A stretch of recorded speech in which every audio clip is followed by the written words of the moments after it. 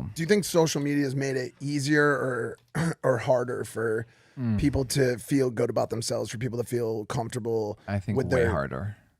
Yeah. For some reason, everyone compares themselves to what everyone else is doing, but we all have our own journey.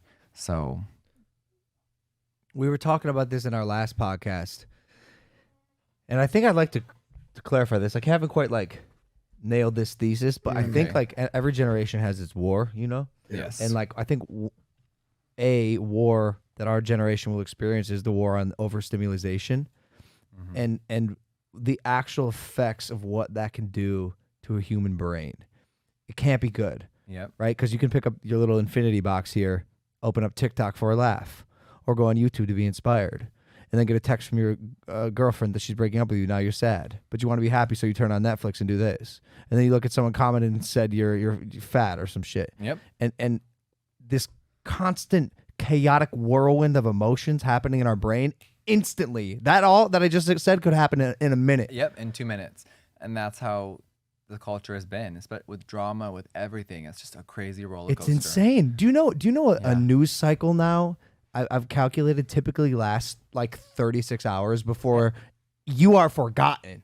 Clean slate. What's the news cycle for today? Yeah. Isn't that nuts? Absurd. In a way, cancel culture has almost canceled itself. Literally. Because if they tell a crazy story about something that someone did that wasn't even deserving of a story, they'll have 10 more people to cancel in the next 24 hours, so no one gets canceled. Cancel culture canceled itself out. So it's bizarre. actually fucking I know. crazy. I know. But we've been talking about this whole thing a lot lately with the social media and people being overstimulated, and also just this increase in suicide and mental illness. That kind of all started at the same time as the advent of cell phones and social media. And a lot of people are like, well, what about COVID and isolation and all this stuff? This stuff was already happening years before that. Amplified it a little bit more, but for the most part, it's a result of pulling yourself away from society and drowning yourself in this. So I guess my question... So segue to, that's why I moved to Wyoming. Got it. To really, like, I've been online for so long. I wanted to be at mental peace and not be on my phone so much. So now I post and I don't read the comments. Whereas before, I was on my phone 24/7. I feel like I had to know it all, read everything, absorb everyone's negative, positive, everything. And it was so bad for my mental health. So now I just post, and if you don't like it or you love it, amazing. You ever thought about turning the comments off? No. It's kind of weird, right? Yeah. It's good engagement. It's good for the algorithm. Some people have done it and they've loved it, you know, but I could never do it, I don't think.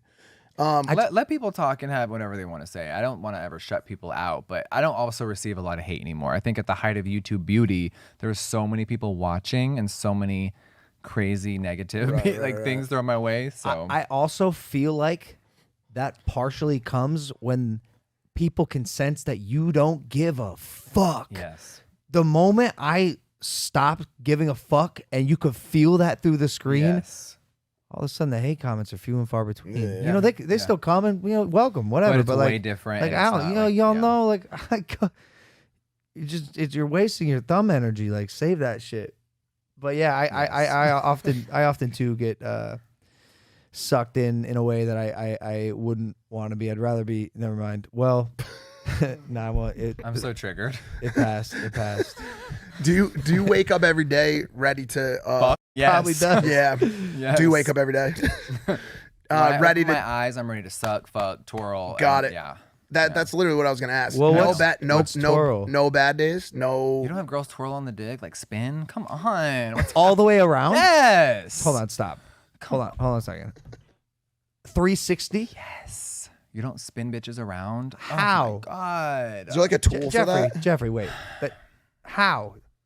What do you mean? You have to. There's a machine for this that you have to hang from the ceiling.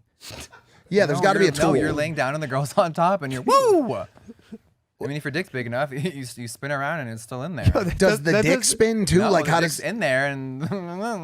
But you're making it really quick. How are you spinning this 120-pound object that quickly? Has one ever taken off? Yeah, like Willy Wonka on the glass elevator. That's what I'm asking you. Like, By the way, this is.